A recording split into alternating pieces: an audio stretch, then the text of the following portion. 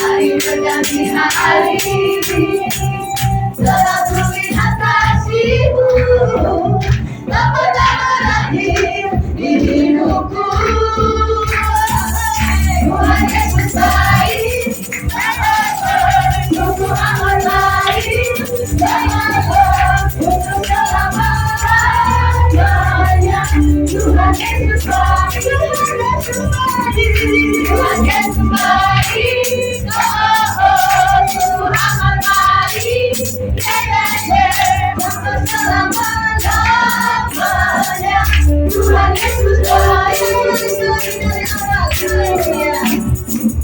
tiada berkesudahan, kasih setiamu Tuhan, selalu baru rahmat-Mu bagiku.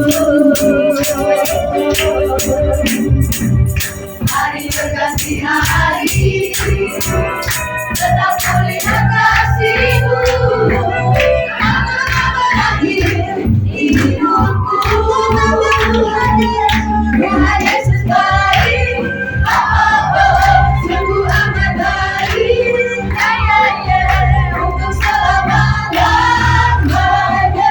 Tuhan Yesus baik, Tuhan Yesus baik, sungguh amat baik, untuk selama-lamanya. Tuhan Yesus baik, Tuhan Yesus baik, sungguh amat baik, untuk selama-lamanya. Tuhan Yesus baik, Tuhan Yesus baik, Tuhan Yesus baik, sungguh amat baik, untuk selama-lamanya. Tuhan Yesus baik, hari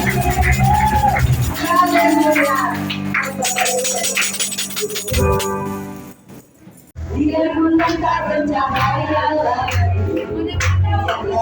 akan berbicara, matahari tak bersinar lagi, tetapi Tuhan Yesus tak pernah ingkar janji. Seluruh yang diberikannya pasti akan digenapi. Bumi akan berlalu, dia bukan tak bercahaya lagi, bulan akan bergoncang, matahari tak bersinar lagi, tetapi Tuhan Yesus tak pernah ingkar janji. Semua yang diberikannya pasti akan digenapi.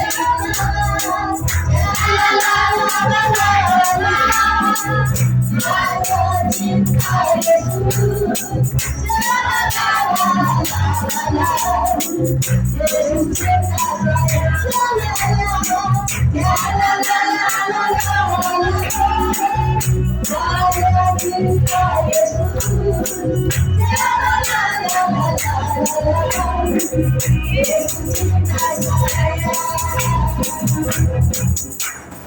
silahkan Bu Serna.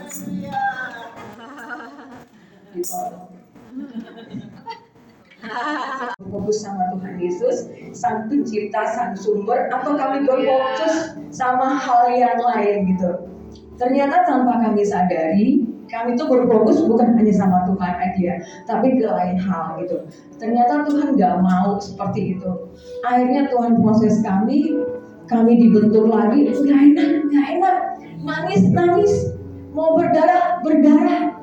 Tapi Tuhan pelihara gitu. Hari demi hari Tuhan pelihara kami.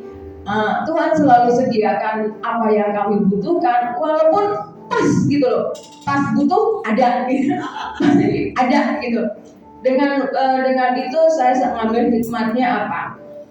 buat anak-anak kami sejujurnya mereka lebih tangguh, lebih tough dalam menghadapi kehidupan ini. Dan puji Tuhan dengan kondisi kami yang sejujurnya lagi nggak baik ini, Tuhan lagi proses, tapi dengan anugerah Tuhan, dengan doa Eci Maria dan teman-teman semua, anak saya bisa berhasil untuk kuliahnya.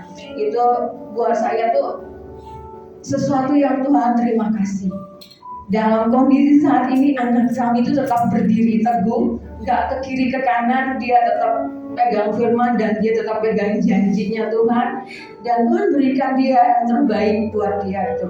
Saya cuma bisa mengucap syukur saat itu, walaupun mungkin saat ini ya kita saat di pergumulan kita pribadi, lepas pribadi, orang akan lihat kita seperti satu penyakit gitu.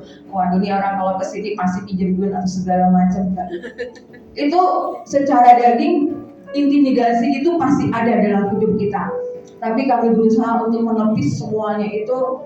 Kami hidup saat ini belajar melakukan kehendak Bapa, bukan melakukan maunya kita, bukan mau melakukan kehendaknya gembala kita, bukan mau melakukan kehendaknya Eci Maria, tapi kita melakukan kehendak Bapa kita yang di surga.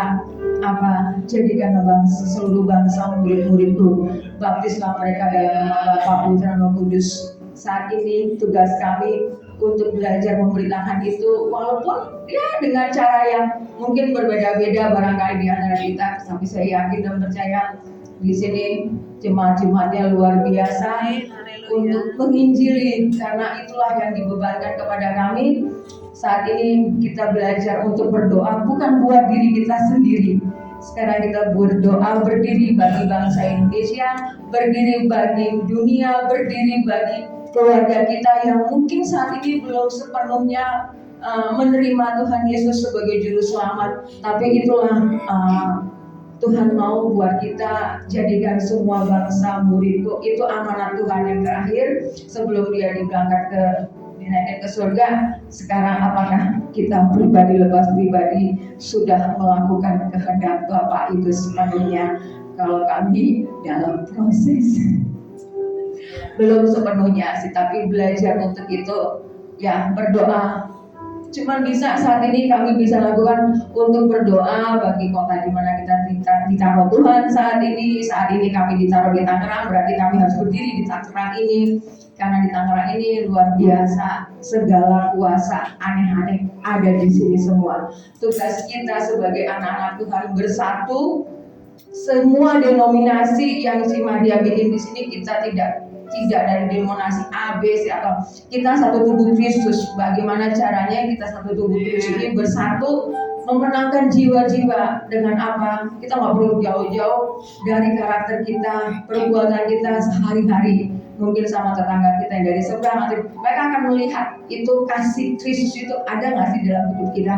Itu mereka akan melihat seperti itu. Jangan sampai nanti kita kalah sama mereka. Mereka pun melakukan hal yang sama seperti kita. Mereka dengan berbagai cara apapun mereka lakukan untuk memenangkan jiwa. Sama dengan kita.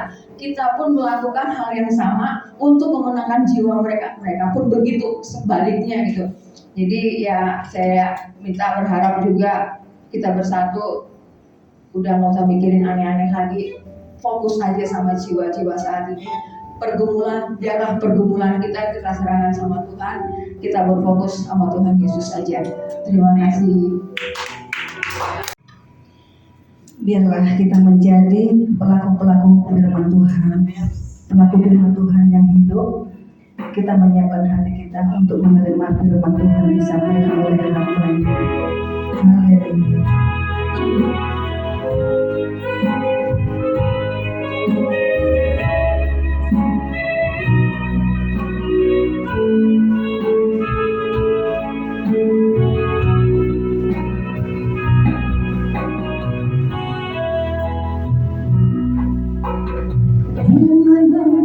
Berkata kau besertaku, maka kuat roh dan jiwaku. Tanganmu Tuhan selalu ku nantikan di setiap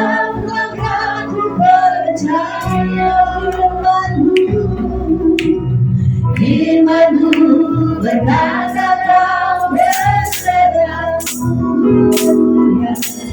maka kuat roda jiwaku. Tanganmu Tuhan selalu ku nantikan, di setiap langkahku percaya, dengan sayangku ku akan terbang tinggi di tengah rezekiku. Ku tak menyerah, aku nantikan kau yang ku sembah, Yesusku. Kemuliaanku di tempat maha tinggi, ku memandang jalanmu, aku berserah, aku nantikan kau yang ku sembah, Yesusku.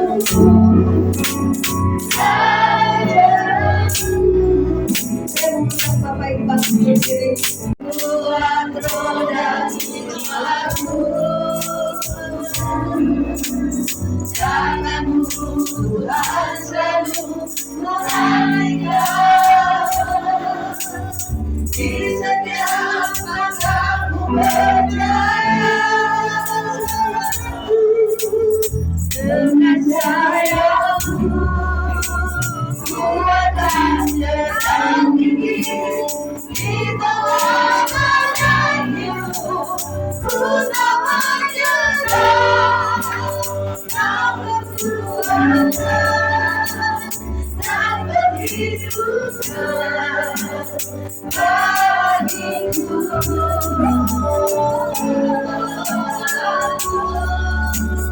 Di tempat maha tinggi, ku melangkah langkahku, aku berserah, aku nantikan kau yang ku sembah, Yesus.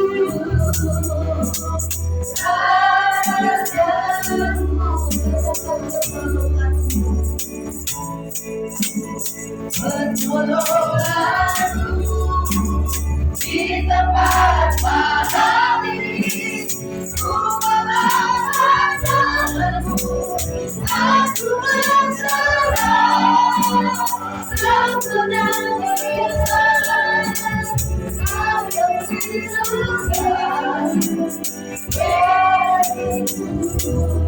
ku sembah,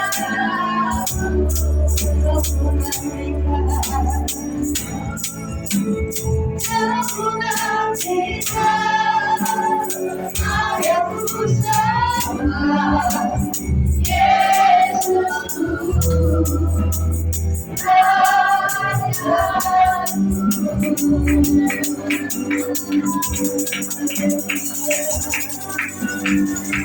Segala pujian, syukur, hormat, kemuliaan bagimu Tuhan Yesus. Hati kami penuh dengan ucapan syukur dan terima kasih buat anugerah yang Tuhan berikan kepada kami sampai saat ini Tuhan. Kami boleh ada sebagaimana ada, kami boleh menikmati hari ini Tuhan. Bahkan kami boleh menikmati umur ini Tuhan. Itu semua karena kasih karunia yang Engkau percayakan kepada kami Tuhan. Saat kami memuji Engkau, menyembah Engkau, kami rasakan Engkau ada di tempat ini. Engkau ada di hati kami, ada di hidup kami Tuhan. Sehingga sukacita damai sejahtera Tuhan memenuhi kehidupan kami, memenuhi tempat ini. Sebentar lagi kami akan mendengarkan kebenaran firman-Mu Tuhan. Urapi hamba-Mu Tuhan, berkati firman-Mu Tuhan, supaya firman Tuhan boleh termeterai dalam kehidupan kami, sehingga kami boleh praktekkan, kami lakukan kebenaran firman-Mu, supaya kami semakin hari semakin bertambah-tambah di dalam Engkau, mengasihi dan mencintai akan Engkau Tuhan. Terima kasih Tuhan, kami siap untuk terima firman-Mu dengan penuh ucapan syukur di dalam nama Tuhan Yesus Kristus. Haleluya. Amin. Melayani di GPDI Anugerah Rumpin Bogor. Kenapa dinamakan anugerah? Saya tanya sama suami saya, kenapa Papa namakan anugerah? Karena Papa ada di sini karena anugerah Tuhan. Amin. Ya. 7 kali diusir, saudara. Kalau saya mau bercerita apa yang diceritakan oleh gembala, saya bilang luar biasa ya. Ya, itu yang mungkin membuat saya jatuh cinta kepada suami saya. Karena dia tetap setia melayani Tuhan. Ada di dalam pelayanan, saudara-saudara ya. Dan bersyukur semua karena kebaikan Tuhan. Saya nggak pernah merayakan hari ulang tahun seperti kemarin. Kemarin bersama-sama dengan jemaat. Biasanya kalau hari ulang tahun hari Selasa, nanti hari Minggu sekalian didoakan bersama dengan jemaat. Tetapi kemarin itu disatukan karena apa? Karena kami baru membeli tanah di belakang gereja, saudara-saudara. Memang nggak terlalu besar, hanya 120 meter. Tetapi saya bersyukur, ya. Kenapa saya bersyukur? Karena dari tahun ke tahun kami ingin membeli 1-3 meter saja nggak dikasih, saudara-saudara. Ya, ada suara-suara yang berkata nanti Om Alex tambah kaya. Memang sih tanah-tanah di situ belum terlalu mahal seperti yang ada di kota-kota ya, 300.000 1 meter. Tetapi yang membuat saya kagum akan Tuhan itu, saya bilang begini, waktu kami beres-beres dapur di belakang, udah longsor ya Pak ya. Nanti besok Papa mau datang ke yang punya tanah, mau beli biar cuma 1 atau 2 meter, 3 meter lah biar agak luas sedikit. Saya bilang Papa, malu nanti pergi lagi nggak dijual Om, nggak dijual. Kita berdoa saja. Kalau memang Tuhan mau kasih untuk pekerjaan Tuhan, mereka yang harus datang ke Papa. Nggak tunggu 2 hari, 3 hari. Besok siang, saudara-saudara. Ya, yang punya tanah datang kepada suami saya. Waktu anak saya Angel bilang, katanya kok Indra, ya, udah datang ke Papa nawarin tanah yang di mana? Katanya tanah yang di belakang. Tanah yang di belakang. Baru tadi malam saya bilang kalau Tuhan memang mau kasih, mereka yang harus datang. Ini kesaksian kami ya sebagai hamba Tuhan. Mereka yang harus datang. Tapi Tuhan, saya bicara di dalam hati. Tapi Tuhan, uangnya belum ada.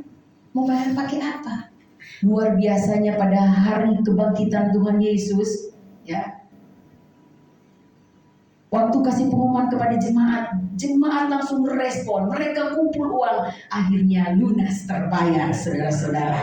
Ya, luar biasa, saudara. Kalau kita bersama dengan Tuhan, hal-hal yang mustahil, hal-hal yang gak mungkin, Tuhan sediakan bagi kita. Jadi saat ini saudara-saudara seperti kesaksian dan WL tadi bilang biar kita terus melihat kepada Tuhan.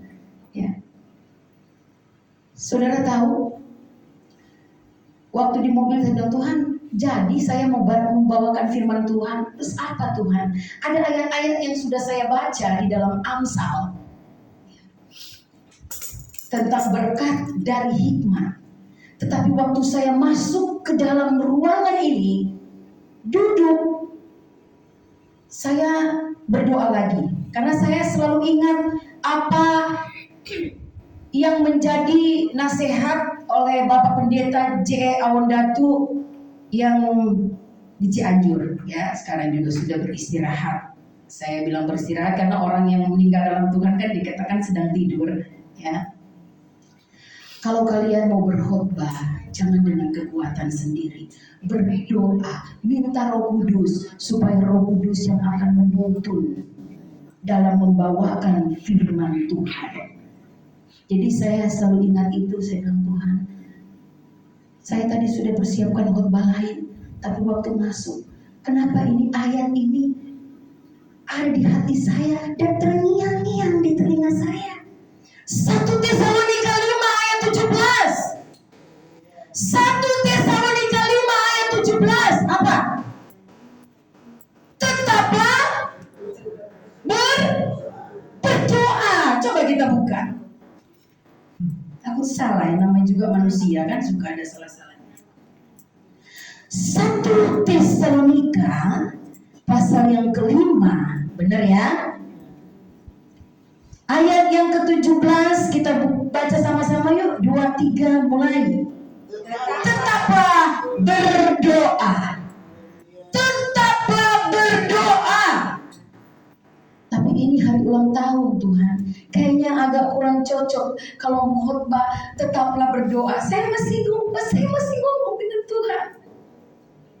Tapi ini terus saudara-saudara. Apalagi saya lihat ini. Doa orang yang benar bila dengan yakin didoakan sangat apa?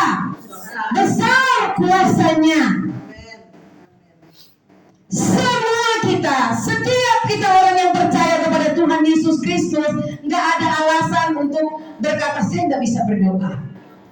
Anak-anak saya, waktu juga saudara kami, Bapak Pendeta Joni dan Ibu Aneke bersama dengan anak-anak mereka ada di Rumpin, kami setiap pagi itu berdoa, saudara-saudara. Ya, kalau nggak 4:30, jam 5 itu sudah bangun. Untuk apa? Menaikkan doa kepada Tuhan. Karena kami tahu tanpa kami berdoa nggak ada fondasi. Itu fondasi yang paling penting di pagi hari. Mau saudara ngantuk. Anak saya Yeskiel pemalu. Tapi waktu disuruh berdoa ya seperti Hana lah, model-model Hana ya sudah sebegitu aja. Waktu dia pimpin doa di Cengkareng di tempatnya Bapak Pendeta Yosis Mamunda, karena di sana omanya bilang begini, yang paling pendek berdoa itu Heski. Pokoknya dia sudah berterima kasih kepada Tuhan. Seperti Hana tadi bersaksi. Memang mungkin karena bersaudara jadi agak mirip-mirip gitu ya. Tapi ada juga yang berdoa seperti anak saya yang pemain bola gitu ya, umur 15 tahun si Rehuel. Dia kalau berdoa agak panjang sedikit dari Heski. Setiap pagi dia selalu berkata, terima kasih Tuhan, kami ada karena kasih karunia Tuhan, kami ada karena anugerah Tuhan. Ya, Sander saja sudah bisa berdoa ya, bisa berdoa. Oh belum bisa berdoa, belum bisa. Ya, di sekolah minggu, tetaplah berdoa. Apapun masalah kita, biar kita mau tetap berdoa kepada Tuhan. Karena doa adalah nafas kehidupan di dalam setiap kehidupan orang percaya. Kalau kita berhenti berdoa berarti walaupun kita masih jalan ke sana sini, sebenarnya kita sudah mati rohaninya karena sudah berhenti berdoa.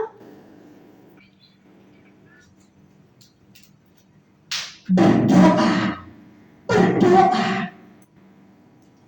Mama saya di Manado menjadi ketua tim doa. Sudah umur 75 tahun.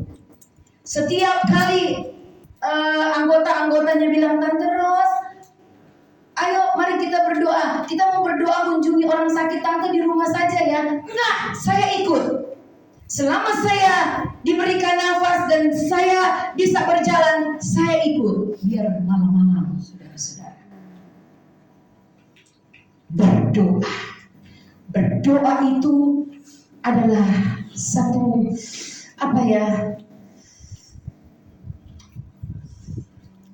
satu kekuatan bagi kita sebagai orang yang percaya kepada Tuhan. Mungkinkah ada saudara kita yang sudah jauh dari Tuhan, dia sudah melakukan hal yang jahat atau melakukan sebenarnya sulit untuk diampuni. Kita berdoa. Kemarin waktu hari ulang tahun saya juga saya dapat firman Tuhan ya, tentang memaafkan, mengampuni. Dan saya mulai mempraktekkan itu. Walaupun orang itu yang bersalah sebenarnya menurut saya, dia yang salah Tuhan. Masa saya yang harus pergi minta maaf? Firman Tuhan datang lagi, hendaklah kamu sempurna sama seperti Bapamu di sorga adalah sempurna. Jadi waktu kami datang saudara-saudara, dan luar biasa Roh Kudus bekerja. Kami menangis karena kami tahu bahwa kami hamba-hamba Tuhan juga, kalau nggak ada firman Tuhan kami tidak dapat melakukan apa-apa. Ya. Firman yang dapat merubah kita. Waktu firman Tuhan datang kepada saya di hari ulang tahun saya, yang membawakan firman Tuhan lihat kepada saya juga bingung tante, kenapa ini firman datang?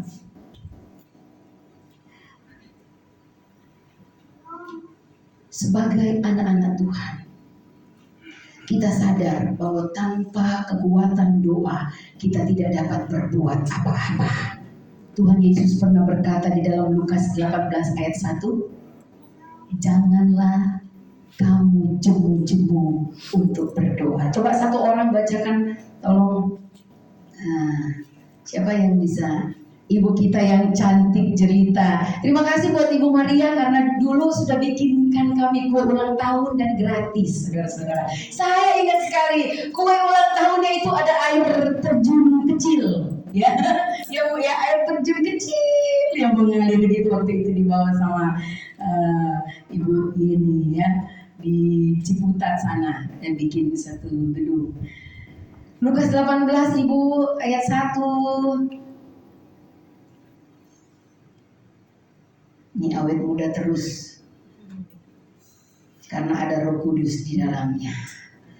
Kelihatan sekali ya, berseri-seri. Lukas 18 Ayat 1. Yesus mengatakan suatu perumpamaan Ya. kepada mereka untuk menegaskan bahwa mereka harus selalu berdoa dengan tidak jemu-jemu. Ya, Yesus mengatakan sesuatu perumpamaan kepada mereka untuk menegaskan bahwa mereka harus selalu berdoa dengan tidak jemu-jemu.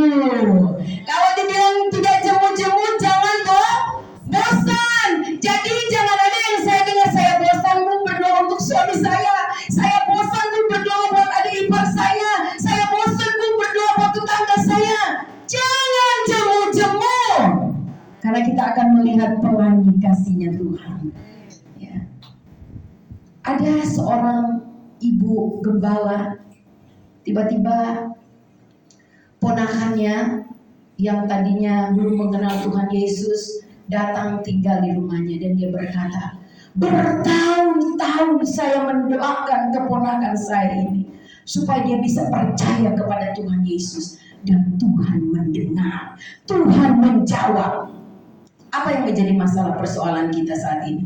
Di dalam pelayanan, dalam rumah tangga, keluarga kita, dalam kita berusaha. Mungkin kita pernah ditipu oleh orang, sakit rasanya. Tapi teruslah berdoa. Lepaskan pengampunan. Pada saat kita mau berdoa, saudara, walaupun mungkin kita nggak sempat ketemu dengan orang itu, tapi kita sebut namanya Tuhan. Dia sudah pernah menyakiti saya. Tetapi waktu saya mau berdoa kepada Tuhan, saya mengampuni dia, Tuhan, saya melepaskan. Kan enak, saudara. Itu yang saya rasakan, enak sekali. Ya, enak sekali. Karena kita ini anak-anak Bapa di sorga. Kita ini bukan anak-anak iblis yang melakukan kejahatan. Kalau kita tidak mau mengampuni orang lain, firman Tuhan katakan, Bapa di sorga juga nggak mau mengampuni kita. Tetapi pada saat kita mau melepaskan pengampunan, saudara akan lihat banyak mujizat yang akan terjadi. Hal-hal yang luar biasa. Iya ya, kok bisa ya? Perbuatan Tuhan nyata dan ajaib. Kok bisa dia berubah? Kok bisa ya? Kok bisa? Oh seperti ini. Karena memang bukan kita yang membuat perubahan kepada seseorang itu. Tuhan sendiri yang menjamah dan merubah setiap hatinya. Lewat apa? Doa-doa yang kita naikkan kepada Tuhan. Di tempat ini juga setiap pagi dinaikkan doa-doa. Ya. Kita berdoa kepada Tuhan. Kita mau tetap berdoa pada Tuhan. Suami saya, saudara, saya bilang, Pak, ini si Peton mau bayar kuliah, berdoa. Saya berdoa, Tuhan adakan. Berdoa, Tuhan pasti akan adakan. Kita ini hamba Tuhan, berdoa, berdoa. Itu saja yang selalu saya dengar.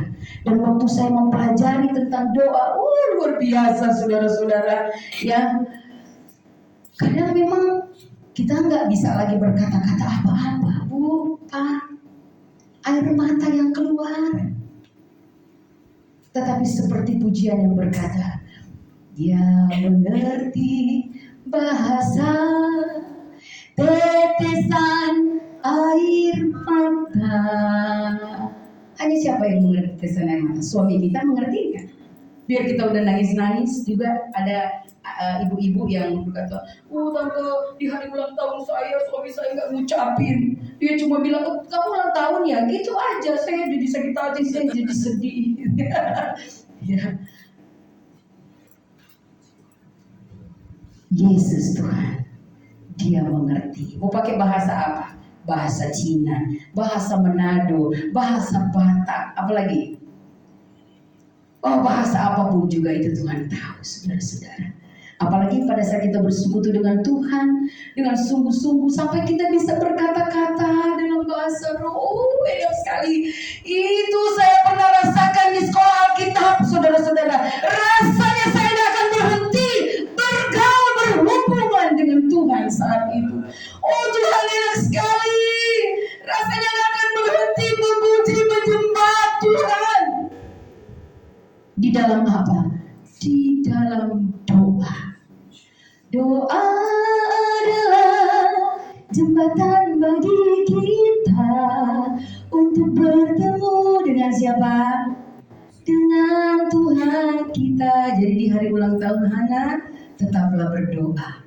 Kalau panggil nama Hana, kita ingat bahwa ada Hana di dalam Alkitab juga yang berdoa, ya. Dia disakiti, tapi dia tetap datang di rumah Tuhan. Untuk apa? Mengungkapkan isi hatinya kepada Tuhan. Sampai pada waktu itu Imam Eli berkata, ini perempuan wanita ini sudah mabuk oleh anggur. Tuhan dengar nggak doa Hana? Tuhan dengar. Memberikan Samuel, ya, memberikan Samuel. Dan kalau kita baca saudara-saudara, pada saat Hana menepati janjinya, nasarnya diberikan Samuel, Hana juga diberikan anak-anak, ya. Ada laki-laki, ada perempuan.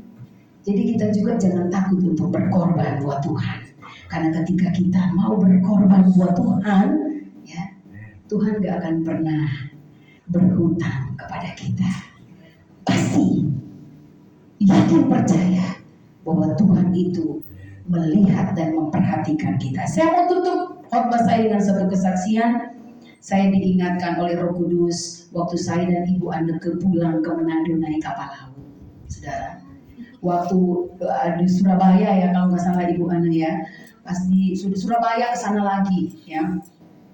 Ibu Anneke ini paling rajin ngantri makanan, saudara-saudara. Karena ada ibu-ibu juga yang memang akrab banget sama Ibu Anneke. Ibu Anneke ini terkenal di kapal ya. Semua disapa-sapa. Ya, semua. Terima kasih juga buat ibu di depan yang datanya kasih snack. Ayo, ini dikasih sama ibu ini. Wah, kita ketemu di ini ya, parung ya, atau makan. Orang-orang yang nggak ada pomi dibagiin, mau karena udah kayak toko ya. ada kue ini, ada ini jadi setiap kali orang mau lewat mau karena mahal kan di kapal ya, sampai kita ya agak urusan dikit berdua ya dikit, tapi waktu kapal jadi Manado makan lagi ya, naik lagi berdua, berat badan gak apa-apa lah ya. Dan waktu pas Ibu Anneke ngantri makanan, saudara tahu, mati lampu dan bunyi udah gelap ya, udah gelap. Orang-orang mesin kapal mati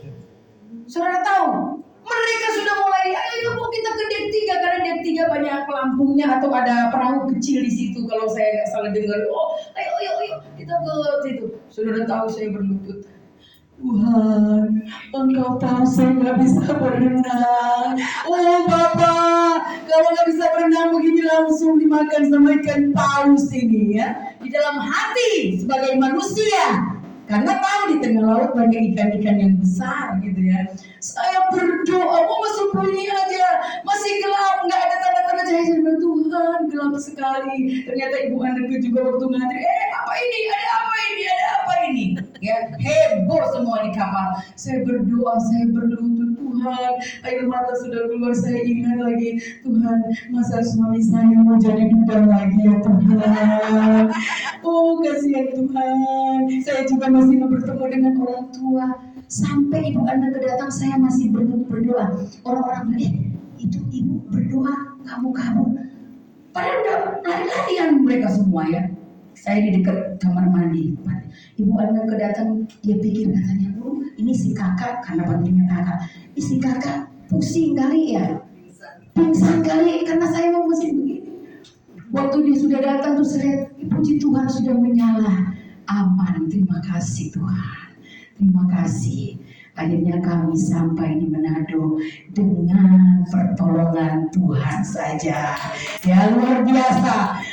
Saudara, kalau sudah tenggelam atau bagaimana kita nggak ketemu lagi. Nanti ketemu di rumah Bapa di sorga. Ya, tapi karena kemurahan Tuhan dalam kehidupan kita sampai Tuhan mempertemukan kita lagi. Waktu pulang lagi naik pesawat, ya, saya berdoa lagi. Karena apa, saudara-saudara? Angin badai gelap. Saya lihat suami saya tidur enak. Saya nanya Tuhan, saya mau bangunin juga. Suami saya nggak bisa menolong saya. Jadi saya berhubungan lagi dengan Tuhan. Saya berdoa, Tuhan, saya ingat jemaat-jemaat. Oh Tuhan, tolong Tuhan, bikin cepat pesawat cepat mendarat. Di dalam hati saya seperti itu ya. Waktu mau mendarat aja hampir setengah jam lebih, hampir 1 jam nggak mendarat karena wah gelap sekali ya, nggak mendarat. Akhirnya saya tulis satu lagu di atas pesawat, kasih karuniamu cukup bagiku.